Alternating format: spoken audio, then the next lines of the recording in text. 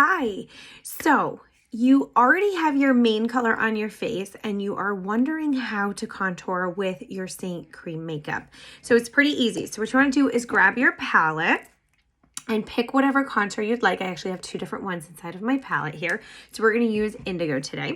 You can use your finger, you can use the smudge brush, or you can use your detail brush. So we're going to do half of our face with the smudge brush, which is like using your finger just without it. And we're going to use the other half of our face with the detail brush. And let me show you what that looks like. It looks like this, okay? All right, so here we go. We're gonna come in with our indigo and we're gonna take a little tiny bit on the smudge brush and we are actually going to place our contour along our forehead right here to go ahead and define this area and put a little bit of shadow back in it.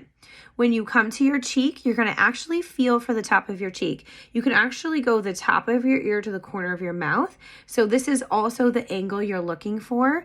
And you're gonna place a couple of dots, or you can swipe it. There's no wrong way. You're gonna place a couple of dots right there, right on the top. It's going to feel very high. So a good point mark is kind of like the edge of your nose. You don't really want to go anywhere below that. You don't want to go down here on your mouth because that is what is going to like shrink down your face, right? It's going to like drag it down and you don't want to do that. And then you're going to come right here. You can see I already have a natural shadow along my jawline. So all we're going to do is sort of just like paint this line just like this. And we're going to define that when we blend it in. And then when it comes to your nose, you're just gonna go right on the top. So again, don't come down here on the side. It's almost gonna feel like it's too close together, like it's too much on the top. But that's what you want, and just connect it into your brow and come straight down just like that. So this would be using your smudge brush, which is also the same thing as if you were using your finger.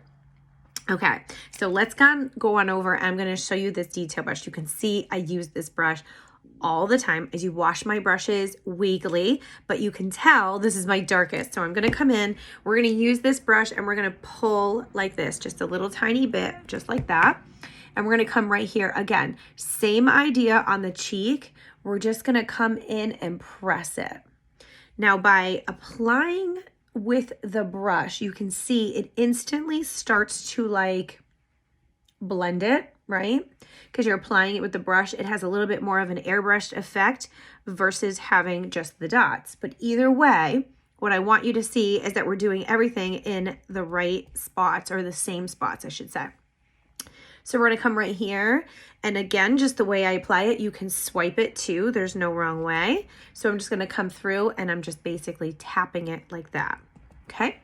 So right here, see that natural shadow? You're just gonna come right through if you're using the detail brush. And you're just gonna pop that on. See how it just blends it right away? That's why I love this brush. This is like, if you're trying to add any of the brushes into your kit, this would be the third brush I would recommend.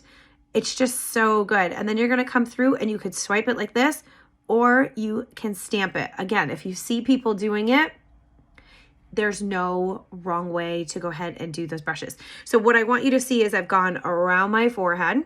I've left a little bit of space up here, and that is to blend. I've hit both the high points on my cheeks, whether I've dotted it or I've blended it with the brush. I've done my jaw and I've stopped right here and I've gone down my nose. So I've done all of those things. Another little spot you can do is you can come underneath your lip if you'd like to have a little bit more of a pout. So that's just, you can see instantly it throws a shadow underneath there, which totally helps, okay? So let's go back now. What we're gonna do is I'm gonna use the 3D brush to blend, because if I was doing the cheetah hack and I had all of these colors all over my face, this would be the brush that I would normally use to blend these in. You're gonna find it's a very natural look, and it just like lightly, like basically blends right in, because I already have my highlights on. Okay, and then I would use this part of the brush, which is the angled part of the brush, and I would just go down and up. I would not go this way, okay? So I just kind of like stipple it and I would go down or up, and I would leave it just like that, which I know is a little crazy because it's like not totally blended in, but I would come back with the brush, with the sponge, as to not overblend it. So we're just gonna leave it like that for now. So it's kind of hard to see like it halfway through. Now let's come back with that smudge, with the smudge brush, with the detail brush. Now you're gonna see, because the detail brush does have a little bit of product left on it, as you're blending in, this is why the ladies love this brush so much, you can see it just kind of like, it keeps it more in place, right? So you're just like blending it. It stays there and it shows a little bit more of the shadow. So let's come over to the cheek. You're just gonna go up and you're just gonna blend that up. But can you see how it's like giving you that illusion of that cheekbone? So I get asked all the time, how do you get more of that cheekbone when mine's a little bit more blended in? And that's because I come back through with this detail brush because I leave it in place a little bit more. I don't over blend it. So I just kind of come in and I'm like stippling, and then I'm really just like blending at the top. Okay. And then same thing down here. Although I put such a little amount on, you don't really need to do a whole lot, but you just blend it like that. And then when it comes to the nose, I flip it over and use the little tiny side. And I would just blend it. And again, I will come back through with my sponge, set that, and then throw your highlight down the middle. Okay, so that is just like a quick little video to show you where you put the placement of your contour. Now, let's say you do your cheetah hack, which is fine, okay? And you want to come back through and you want to add some dimension to that. So let's do that. We're going to use that same detail brush. I'm just going to drag a little bit so we have it in there. You can come back through with this brush and you can use this to add some dimension in after the fact, okay? So that's what we're doing here. I'm just coming in. You can see I used very little amount of product, and then I'm just switching to more of like the flat part of the brush, and I'm just pressing it in. And how much you blend it and what you do with it at this point really is a personal preference. So you can come back over if you decide the makeup is blendable. So I love that. Okay, so that way if you're like, you know what, I just want this to be a little bit more detailed, or I just want a little bit whatever, you can come back through with no problem and add that in. But either way, a little goes a long way, and it will last a really long time. So let me just complete this because otherwise my nose just kind of looks funny. So this is the sponge with the setting spray. And I use this to set it so it lasts all day long. And it gives it the most natural finish, right? Because I don't want to have a super cakey, makeup-y kind of a look unless I want a makeup-y look. Well, you're not going to get cakiness with cream, but you know what I mean. I want it to be like super, super natural. Okay, so there you go.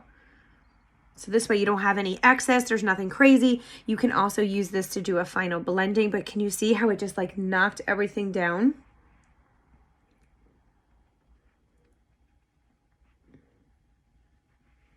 There you go. Okay, so I'm gonna come through and I'm going to use the blend brush, if I can find it. And I'm going to dip into my main color and I'm just going to come down. So after I do my contour, this is why I do my contour first, and then I do my main or my brightener highlight last, is because I like to take it down my nose and I just brighten everything up just like that, okay? So same thing when you're coming into the forehead. If I'm doing and applying with brushes, I do this step last because if I have any contour that I need to sort of like blend out, or maybe I came too far down, I can very easily with very minimal product come through like this and just brighten up my forehead, okay? So I know this is not about brightening, but I just wanted you to see that if you're blending too high up or your nose or whatever it is, you can come back very easily with like barely any product and just go ahead and you can brighten up your entire face again by giving all the definition that you want for your cheeks. So now you can just apply your blush, you can apply your bronzer, and you are good to go. I hope this was helpful. Please let me know if you have any questions whatsoever.